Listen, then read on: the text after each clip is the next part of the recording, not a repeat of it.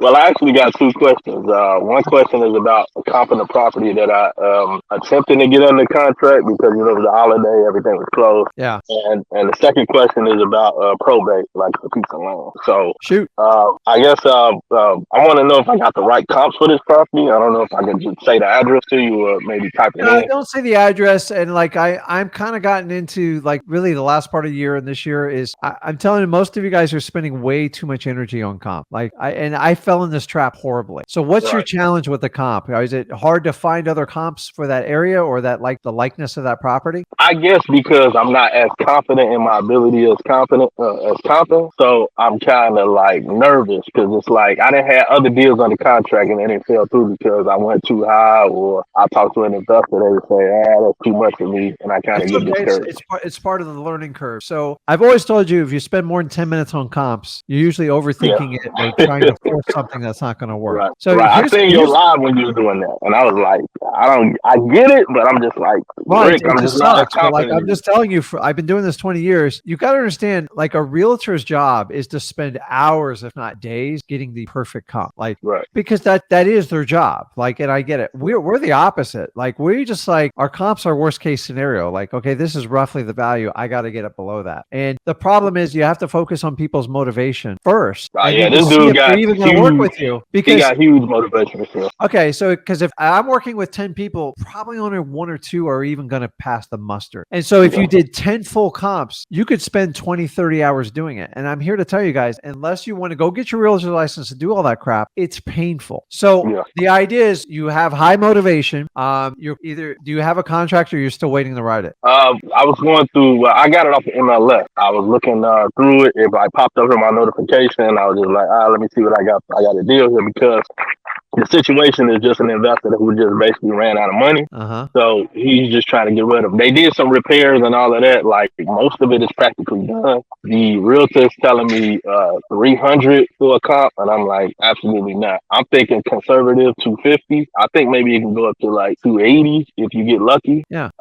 And everything's practically done. She's telling me it's about 30 grand worth of work that's left as far as like flooring and everything like that. But I kind of over budget, maybe say about 40 to See, 50. So so yeah, I'm not the hugest fan of MLS stuff. I'm okay with it. I know it works, but I right, think by this summer it's going to be a much better strategy, hopefully, because there's going to yeah, be more inventory and price drops. But you got a lot of red flags you're already spitting out to me. So I'm going to give you okay, simple advice here: get it for a good price or don't, because this investor already ran out of money. Why? Because he overpaid for it. absolutely, And he doesn't know how to do a rehab, most likely. And now you get realtor, and you know how this works. They're always going to give you pie in the sky numbers, and you got to come back with the real numbers. So right, one of the old techniques I used to use when I used to really struggle with, like I had a comp, like sometimes just a wild child. Now this is before, you had Zillow, Truly, all the other crap. Remember, the end buyer is always going to look at the Zestimate. That's just what they do. It's the yeah, dominant search engine for real estate. Number two, sometimes you just call a third party realtor.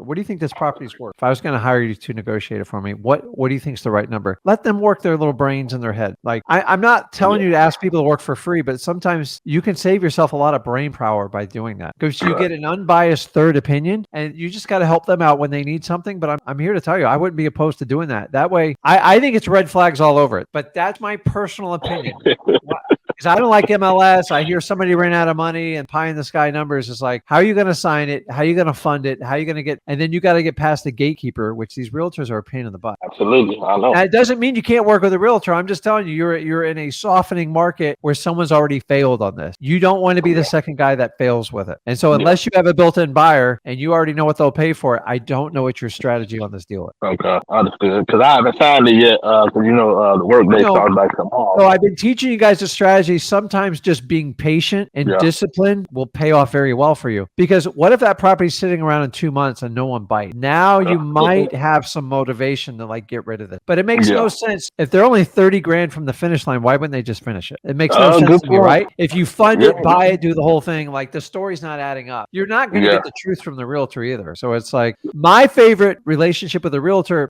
is you go out and you market realtors and say, listen, when you have that house that's funky, it's not not completed or it needs a lot of repairs, call me just before you put it on the market, and I'll show you how you can get paid on both sides. Then I know the motivation's in the right area code when I do that. So Yeah, and it's then been on just the market for 14 days. I just looked at it. So yeah, well, I would find out what kind of action they're getting on it. I don't know, man. I think it's going to be better deals, but like if you're going to get it, I make sure understand. you're getting a hell of a deal. That's all I can Yeah, tell I you understand. He because you're got going it to at have a lot of roadblocks 144. on it. What's I that? understand. He got it at 144. I did 135, which I still think is too high. That's why I was going to Monday. I was going to say, hey, I looked at some more stuff. I need 130 or no dice. Yeah. Okay. What's your probate question? Probate is I got a piece of land down there, well, your neck of the woods in Florida, and Yeah. and I know what the buyer would pay for it. Like I'm in Cape Coral, Florida. That's a market I was looking at. That's a hot And market. yeah, I know. I kind of ran into it by mistake because somebody sent me a deal just thinking I was a buyer. Okay. And I looked at it like, I looked at the few comps and I'm like, damn, there's new construction everywhere. And that's what really led me to really finding you because I'm like, how do you even wholesale land? So thank you for that for making that type of content. No, that's And good, so, yeah, I did everything you said. Went to list REI, looked up, probate lead, and that's what I got, the probate lead. So I'm just curious about how this whole process for the work out. I've been watching a couple of videos, but they in the beginning stages, and like you said, I have to massage or nurse this relationship. So do you have it under contract? No, I don't have anything. That's what you have to do. Here's all you have to understand, and you can go to free wholesaling. I teach the whole thing is as they designated a PR, which is a personal representative or an executor for that for the probate. Yeah. Once they do that, they have the legal ability to enter into a contract with you. That's all you've got to execute, and the rest is super easy. The rest really you just give it to a title company, and then you manage the flow. The problem typically you run into is a lawyer gets in your way, and you have to dance around the lawyer, and the lawyer starts advising the client, and most of these lawyers go way outside their bounds. It's a huge power struggle, and remember, the lawyer's not working for you. They work for the client. Yeah. But if the client wants to enter into an agreement with you for speed and efficiency, and it's in their best interest, then you enter in that agreement. You don't have to wait till the probate's done. Once you have a signed agreement, you can work with the title company, which will inform your seller and the seller's attorney that all you need to do is ask the judge to enter into this motion to liquidate the asset, and you can get it done. It doesn't bypass the probate. It just means you don't have to sit around 3 to 6 months waiting for this deal to close. Okay. Yeah, because that's what I was.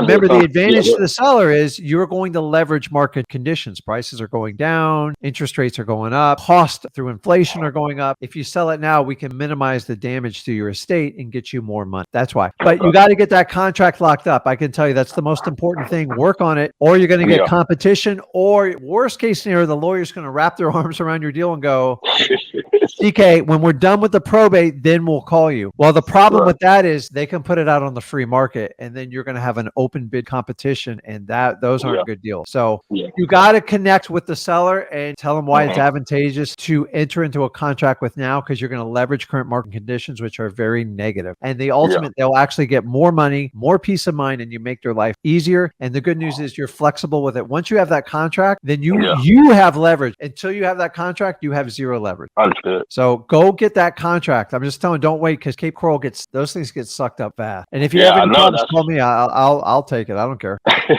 Okay, so we do them all the time. So do not wait. This is the biggest mistake people make in probate. You buy into the BS that the probate's got to be completed before you buy it. In Florida, I've already proven that. Over 236 times I've proven it. You don't wait. Right. Okay. You got it? So I just get on the phone and just let her know what you just told me. Like, hey, we don't even have to go through the probate process. I just say, listen, you remember, solve your client's needs. She wants to sell the property. I assume it's probably vacant and it's got issues. So why don't we minimize? Is it a vacant property, or is there a house on it? No, it's a land. It's vacant land. Okay. There's still taxes on it. Yeah. And the value's only going down. So just go ahead and leverage. The worst thing you do is try to get permission from the lawyer. It's a nightmare. I'm just telling you, try to work around and try to work directly with your seller, because they are ultimately in control of who they sell it to. So once they're designated the PR, they can enter in that agreement. Once you have that agreement, you just hand it to your title company, and then I'll give you subtle hints on how to push your seller and the attorney to get that damn thing done.